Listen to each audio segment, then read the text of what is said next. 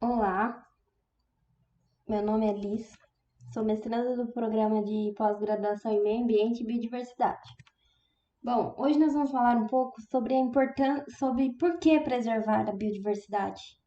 A importância da biodiversidade ela está relacionada com a nossa saúde, com a nossa alimentação e nossa segurança. Então, qualquer atividade econômica depende da natureza. Só que nós mantemos uma relação meio que abusiva, né, com o meio ambiente. Nós causamos as principais ameaças relacionadas à perda da biodiversidade.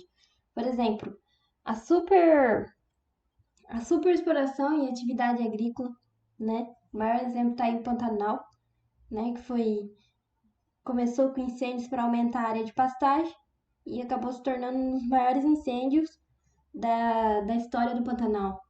A degradação do solo. Primeiro nós temos que pensar no solo como um organismo vivo. Por quê? Toda ciclagem e armazenamento de nutrientes necessários para o desenvolvimento das plantas ocorre ali. Ele também é um imenso reservatório de água, sendo fundamental para o processo de abastecimento de lençol freático e aquíferos. O solo ele abriga micro e macro-organismos que formam a sua biodiversidade e participa desses processos, né? Como de ciclagem de nutrientes e decomposição de resíduos e poluentes. A sobrepesca e a poluição causada por plásticos, né? Sem precedentes, nem precisa comentar muita coisa, está bem atual esse assunto. E a situação crítica das abelhas e outras espécies polinizadoras.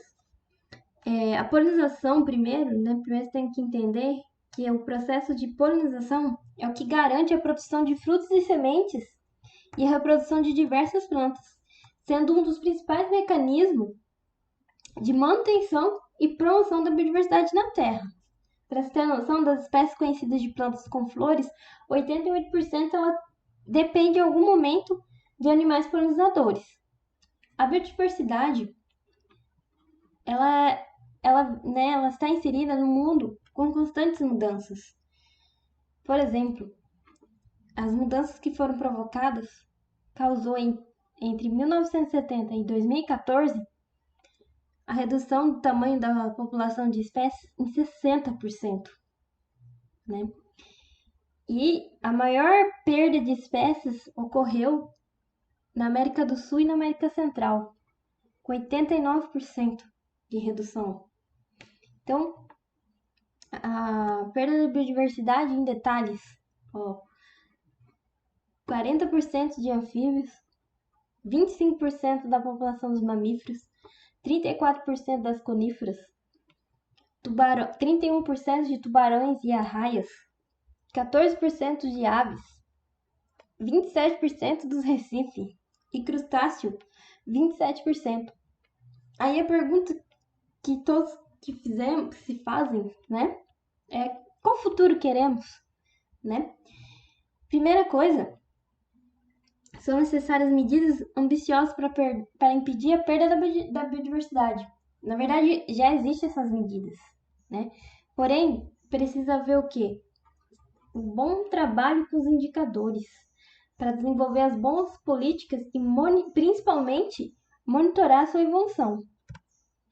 Então, o que mais ocasiona essas perdas de biodiversidade que está relacionado com nós, né? Quanto mais a população humana cresce, mais ela necessita dos recursos naturais para sua sobrevivência. Os contínuos avanços tecnológicos, né? As indústrias ela retira da natureza a matéria-prima e os recursos energéticos que já são escassos e limitados.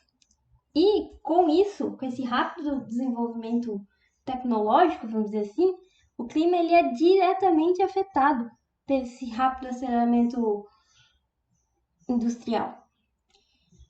E também a desigualdade na distribuição de renda no mundo e no Brasil, que é considerado um país de mega diversidade.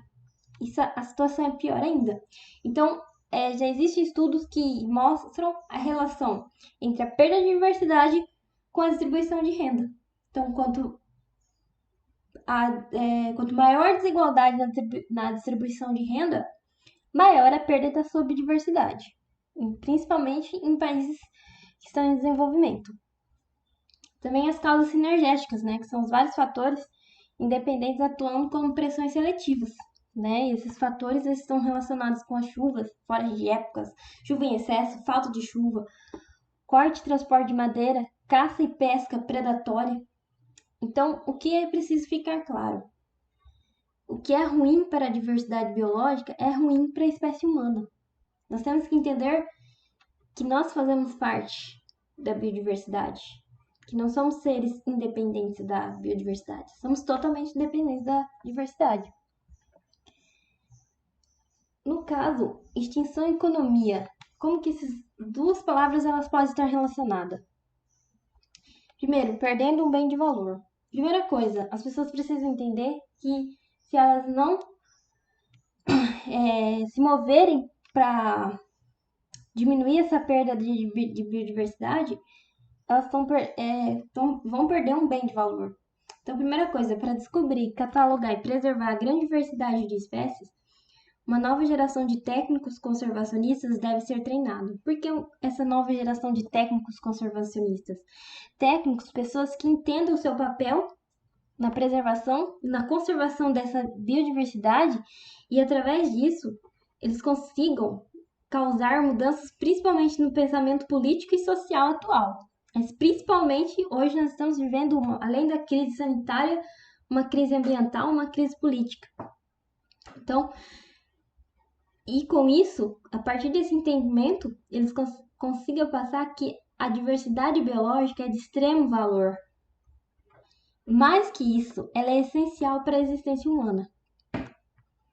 Então, as mudanças só vão ocorrer somente se as pessoas sentirem que estão perdendo realmente algo de valor a continuar a danificar as comunidades biológicas, né?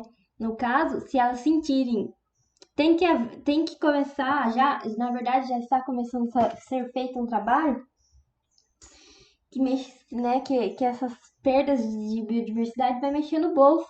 E talvez isso seja uma forma de chamar a atenção das pessoas para que possam trabalhar para poder conservar essa biodiversidade. Bom, dentro disso, nós temos os padrões de extinção, né? A diversidade de espécies no planeta Terra, ela sempre aumentou desde que surgiu a vida no planeta, né?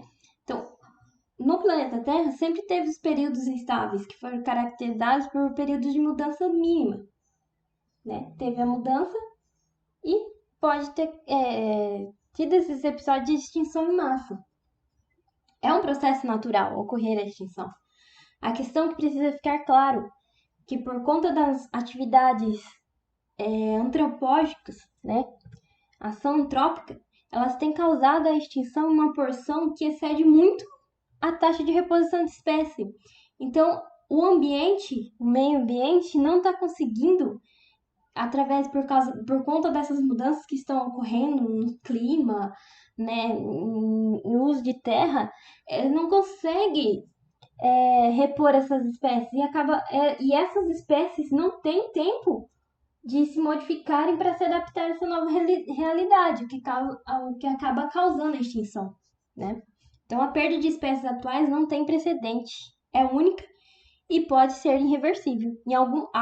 Ainda existem estudos que se você ainda tem uma comunidade ali que tem, sei lá, pode ter poucos representantes, mas se ela for bem conservada, ela pode continuar a perpetuação da espécie e ir se adaptando.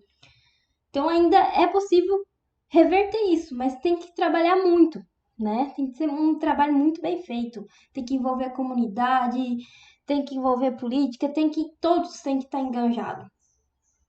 E já se chegou a um acordo que a Terra está passando pelo sexto evento da mega extinção. E quem está provocando? O ser humano. Porque qual que é os principais processos que são responsáveis? A contaminação do solo, poluentes, né, pesticida, água e o ar por poluentes. As mudanças climáticas, no caso, como eu disse, ele até está passando por processos naturais. Só que a questão, por conta do rápido desenvolvimento industrial sem ser sustentável está afetando o clima. Apesar que ainda tem pessoas, né, que juram que não, mas já tem estudos que comprovam que a partir do momento que começou a haver o aceleramento industrial, começou a haver mudanças no clima. E quem é o principal agente causador? O homem.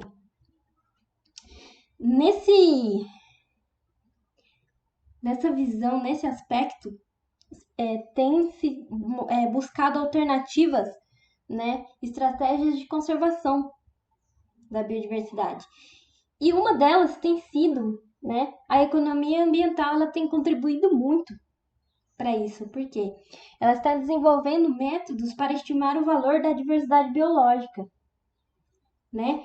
A partir do momento que você consegue valorar aquela comunidade, aquele ambiente, você consegue ter argumentos precisos para a proteção e a conservação biológica. Então, grandes projetos eles de desenvolvimento estão cada vez mais analisados por avaliação de impacto ambiental e análise de custo-benefício. Porém, na verdade, na realidade, né, na vida real, o que mais vale é a análise de custo-benefício. Então, tem que ser feito mais estudos para poder conseguir valorar esses serviços ecossistêmicos, para conseguir comprovar esses impactos ambientais e que, se sofrer impacto ambiental, vai haver grandes perdas de dinheiro mesmo, de dólares. E dentro dessa visão da economia ambiental, nós temos os valores econômicos diretos, que é designados a produtos que são colhidos e consumidos pelas pessoas. Simples. E ele é dividido em dois, que é o valor de consumo e o valor produtivo. O valor de consumo ele não aparece nos mercados nacionais e internacionais, porque ele é dado a produtos que são consumidos localmente, ali de uma comunidade de pessoas, tais como madeira para queima, né? Os medicamentos locais, né? Material para construção. E estudos sobre as sociedades tradicionais nos países em desenvolvimento mostram a extensão do uso dos recursos naturais para abastecer as pessoas. Então, 80% da população, no caso lá da Amazônia, que eles fizeram o estudo, eles ainda utilizam os medicamentos tradicionais de plantas e animais como fonte de tratamento médico, né? A caça, no caso lá para eles, é a proteína que é obtida, né, através das caças de animais silvestres, né? 100 milhões de toneladas de peixes, principalmente de silvestres, são pescados a cada ano, mas para o consumo local, não para venda. Então, o valor de consumo é a quantidade de é o número de pessoas, né, a quantidade de pessoas que teriam que pagar para comprar os produtos equivalentes no mercado, caso aquela fonte se esgote. Só que na nossa realidade, né, no entanto, essas pessoas, se elas não têm dinheiro para comprar os produtos do mercado quando o recurso local se esgota, né, que gera pobreza rural. E isso aumenta o número de pessoas que migram para os centros urbanos e daí já sabe, né, aquelas cenas que nós, infelizmente, acostumamos a conviver, né? E em relação ao valor produtivo, ele está relacionado a produtos naturais com baixo valor, né? É um valor direto atribuído a produtos que são extraídos do ambiente e vendidos no comércio nacional e internacional. Veja bem, aqui no valor de consumo, é os produtos que são consumidos localmente, não são vendidos internacionalmente.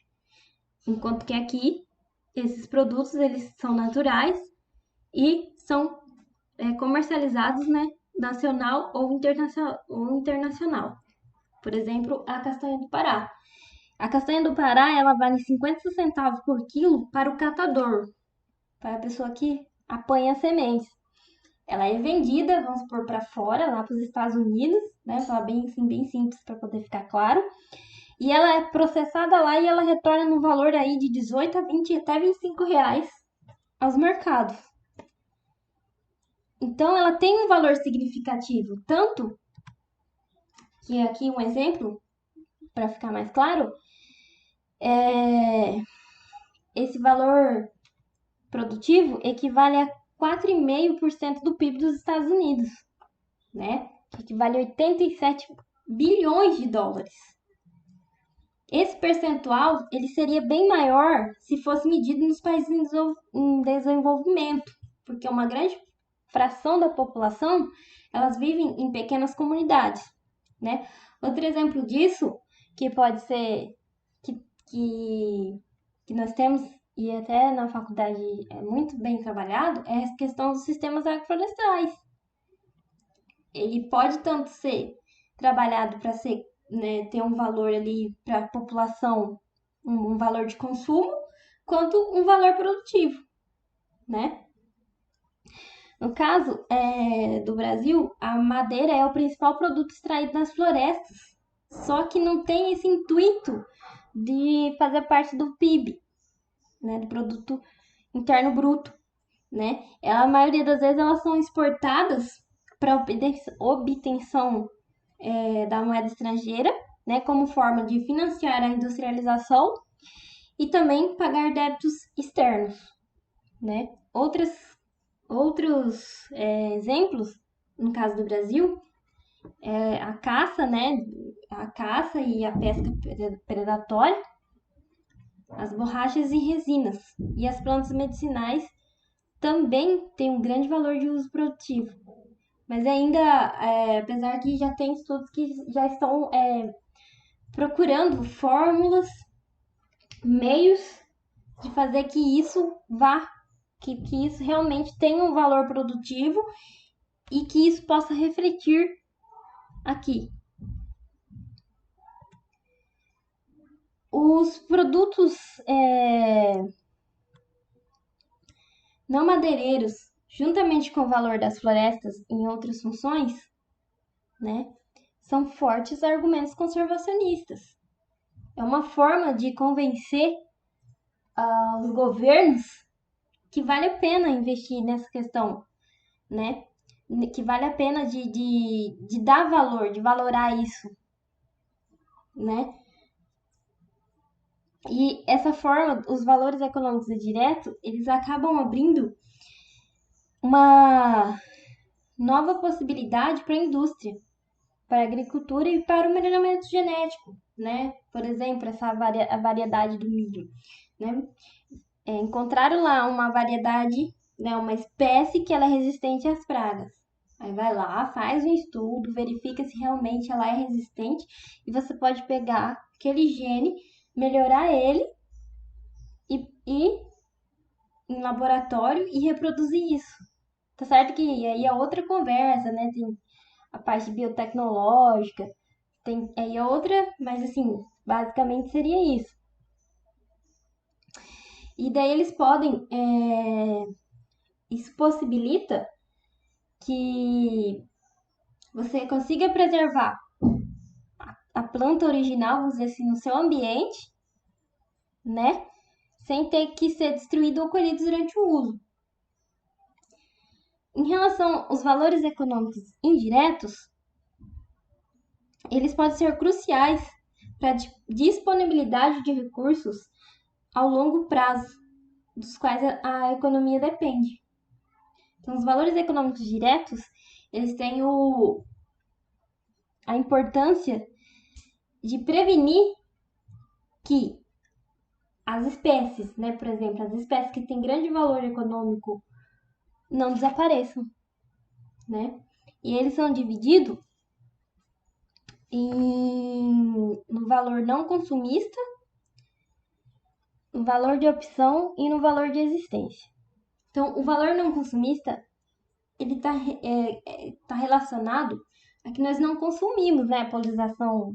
Nós não precisamos das abelhas para nos polinizar, certo? Mais ou menos assim. Então, ele está relacionado, por exemplo, para a polinização das culturas, né? Muitas espécies dependem de insetos para que possam se reproduzir, ter sementes, a variação genética. Eles podem garantir também a produtividade dos ecossistemas. Por exemplo, a energia que é estocada em plantas é coletada por nós seres humanos de maneira direta, como em forma de madeira para combustão, forragem e alimentos naturais. Essa matéria vegetal, né, que é colhida, ela é o ponto inicial de inúmeras cadeias alimentares, de todos os produtos animais que são consumidos pela população. Então, aproximadamente 40% da produtividade do ambiente terrestre é dominada pelas necessidades humanas de recursos naturais. Então, a destruição de tudo isso, né? Por exemplo, de uma destruição de uma área para um excesso de pastagem, por exemplo, ou corte, excesso de corte, ou incêndios frequentes, ela destrói as interações ecológicas daquele ambiente, né? Interferindo na produtividade dos ecossistemas e causa um desequilíbrio nas comunidades daquele local, né? E chega até nós. A questão da proteção da água e dos recursos dos solos, né? Então, se dentro dos ecossistemas, né, uma alta degradação do solo, né, vai água pros rios, causa saneamento dos recursos, um alto plantio de monoculturas, tudo isso são esses valores não consumistas que muitas vezes é muito difícil de ser valorados. A questão do controle climático, se você causa a derrubada das árvores, já foi comprovado cientificamente, ainda as pessoas teimam em não acreditar que as espécies, as árvores, arbustos são responsáveis por esse controle climático. As pessoas ainda temem dizer que não tem nada a ver, porque eu já vi, e eu aposto que vocês também já devem ter conversado com algum ignorante mesmo, que não tem nada a ver, planta aqui, uma árvorezinha não faz diferença. Infelizmente, nós temos que conviver com essas coisas, mas nós precisamos ter argumentos científicos mesmo, mostrar, para poder convencer essas pessoas que realmente esses valores não consumistas, apesar de parecer é só uma coisa que acontece ali, que não nos afeta sim, e muito, né? Em relação aos dejetos, né, as comunidades biológicas, elas são capazes de degradar e imobilizar os poluentes, né? Por exemplo, como os metais pesados, os pesticidas e o esgoto que tenha sido jogados no ambiente pela ação do homem, né? Aqui no caso, tem fungos e bactérias que elas são particularmente importantes no desempenho deste papel, né? Então, se você taca esgoto lá, acaba com aquela comunidade lá de fungos e bactérias. Você tem que buscar outros meios de tratar aquele esgoto. E isso encarece muito. É um valor não consumista. Se não tem a bactéria, você tem que buscar meios de fazer esse papel das bactérias e fungos, certo? O relacionamento entre espécies, né? Muitas espécies são cultivadas pelas pessoas, né? Pelo seu alto valor produtivo. Porém, as pessoas esquecem que elas dependem de outras espécies silvestres para a continuação da sua existência, né? Então, o declínio de uma determinada espécie nativa, de pouco valor imediato para o homem, né? Que ela não tem um valor ali na hora, um retorno financeiro, ele pode sim resultar num declínio correspondente de uma espécie utilizada que seja economicamente importante. Por exemplo, a caça e peixes consumidos por pessoas depende de insetos silvestres e plantas para sua alimentação. Um declínio, né, uma baixa nessa população de plantas e insetos vai resultar num declínio do número desses animais, desses peixes. Só que é um valor não consumista que que as pessoas não dão muito valor, né? Mas faz falta e demanda para você reproduzir o ambiente, né? Custa muito caro. Então é mais fácil você preservar aquele local do que você investir em preservar essa espécie em outro local, que pode ter problema lá, pode não ter variação genética, pode acarretar doenças, né? A recreação e ecoturismo. As pessoas se sentem muito